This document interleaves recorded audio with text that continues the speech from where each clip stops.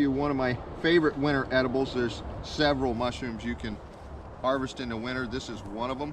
After the hens are gone and several killing frosts, and even after the snow flies, you can find these bluets. One of the distinguishing features of the bluet, when you pull it up, you'll see this white cottony netting, which is the mycelia in leaf litter and matter, and it'll be spread out throughout these leaves. Another feature when they're young is they have a violet to purple hue. But always pay attention when you pick these that there's no orange ring right here on the stipe. That would be the spores falling out of the cortinarius, and the cortinarius, of course, is toxic. Also, when you harvest these, always leave a few so that you can keep the mycelium going in your bluet patch. And if you want to raise these at home, it is excellent mushroom to garden.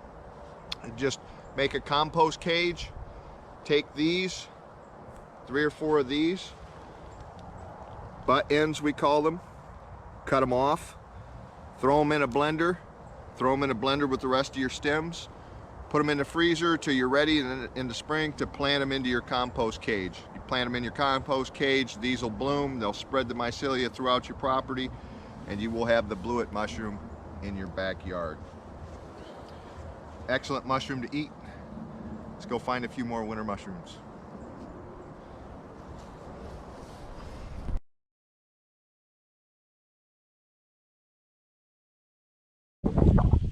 There is another mushroom that you can harvest in the winter, and that is the common oyster mushroom. Decently easy to identify. It usually has a licorice smell. The gills are always decurrent on the stalk if there is one.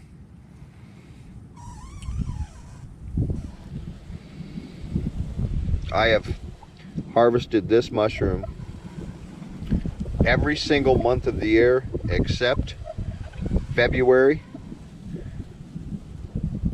where I'm from in southern Michigan. Oyster mushrooms are a favorite. You can find them pretty much all winter long.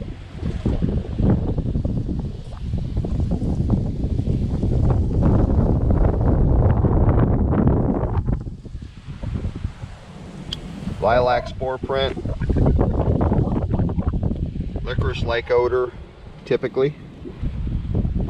Growing on dead wood, willow, maple. I've seen them on hickory, hardwoods, and down here by the swamp. We had at least a dozen killing frosts. Let's go see if we can find something else.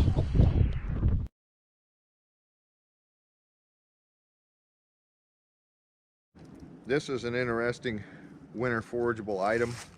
A lot of times you can find this on trees and branches that are just kind of laying around off the ground. You can find it on dead logs. You can find it just about anywhere on dead wood. This is the amber jelly mushroom, and this is frozen and dried up. But the neat thing about this is you can pick it and put it in a bowl of salt water, and it will rehydrate. Warm spells and water will cause this to fluff back up. You can find it any time of year, and it is one of the winter forageables. I can't say that the flavor of this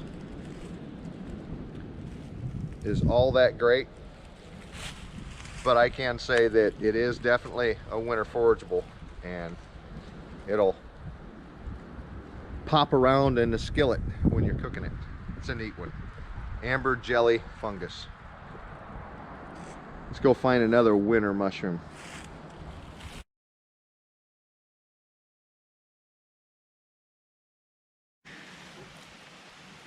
Here is a Michigan foraging edible, Hypholoma lateridium brickcap. Now this one is a expert level mushroom. It has a poisonous look-alike with the same color spore print, which is olive brown. As you can see, the key identifying feature is the brick red cap that fades at its margin. Now its poisonous look-alike, which is the sulfur tough, will be a lighter orange right here, fading to yellow on the outside. They do look very similar. They do all grow on wood. Now the gills of this is white with a white stalk turning red to brick red to brown at its base. This is a fresh bloom. Now the key identifying feature is there's a bluish gray or smoky hue on the inside of those white gills.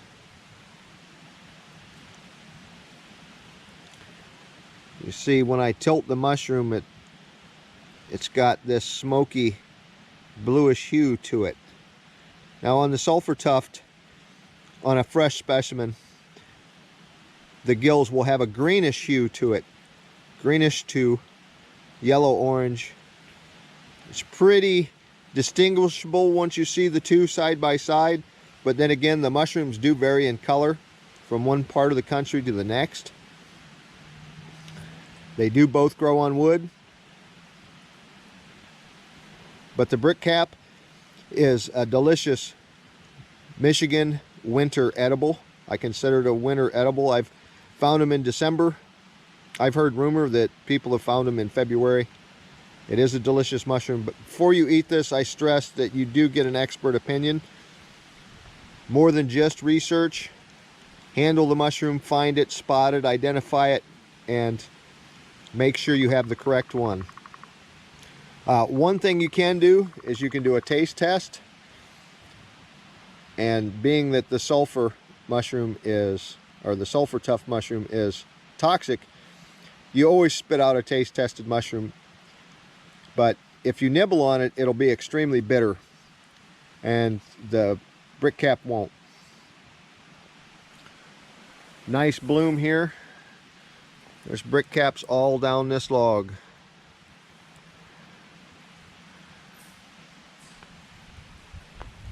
On to the next.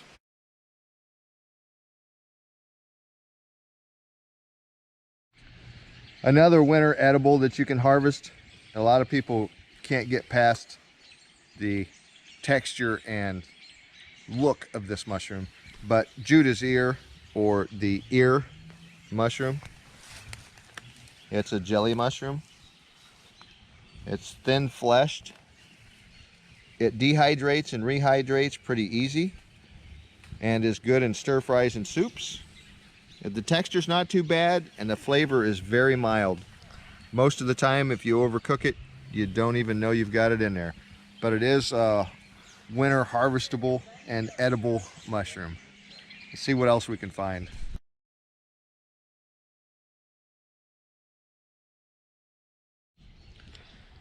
Just found a really neat one I wanted to share with everybody.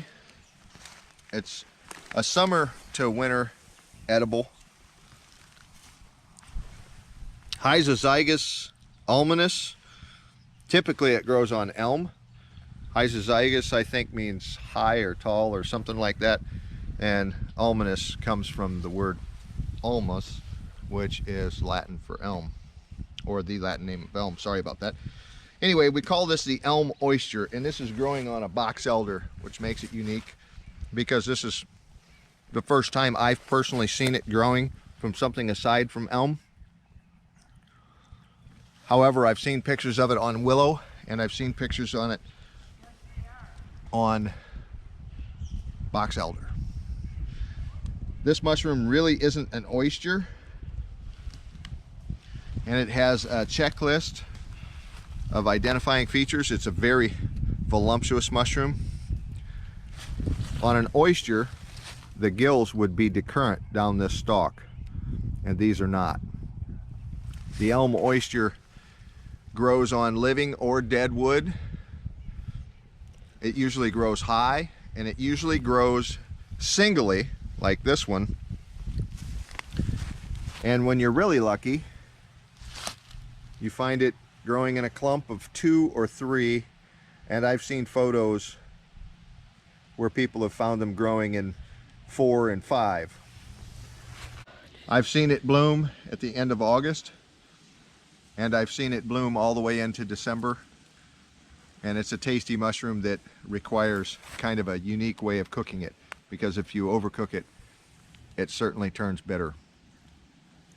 So I slice these really thin, not deli meat thin, but almost, and then cook it really lightly on low heat, butter, pink salt, and it's a delicious mushroom. Now, the odor sometimes is off-putting to people, but this is definitely a worthy mushroom. Not an oyster, called the Elm Oyster. Delicious, worth looking for, high up in the wood on living and dead trees alike. Let's go find something else.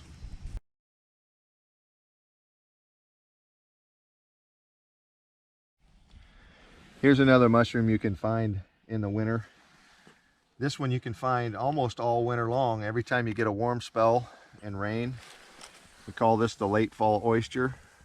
This one's pretty dark in color. A lot of times they're more brown, but you find them on dead wood. The spore print is lilac. This is Pinellus serratinus. The odor is usually pleasant. It's never really disturbing, or at least I haven't smelled one that's disturbing. Not really an oyster, but definitely a winter edible. Definitely worth looking for when the snow flies, or at least after the snow flies and you get a warm spell. Let's go find some more Michigan winter edibles.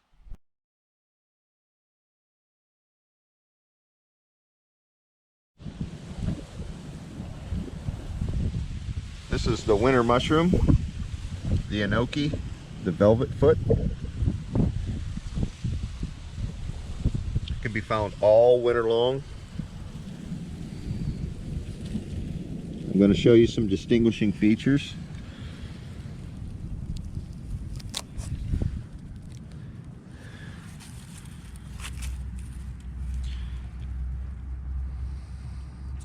The top of this will always be viscid, sticky. The stem of this will darken and feel velvety as it goes down.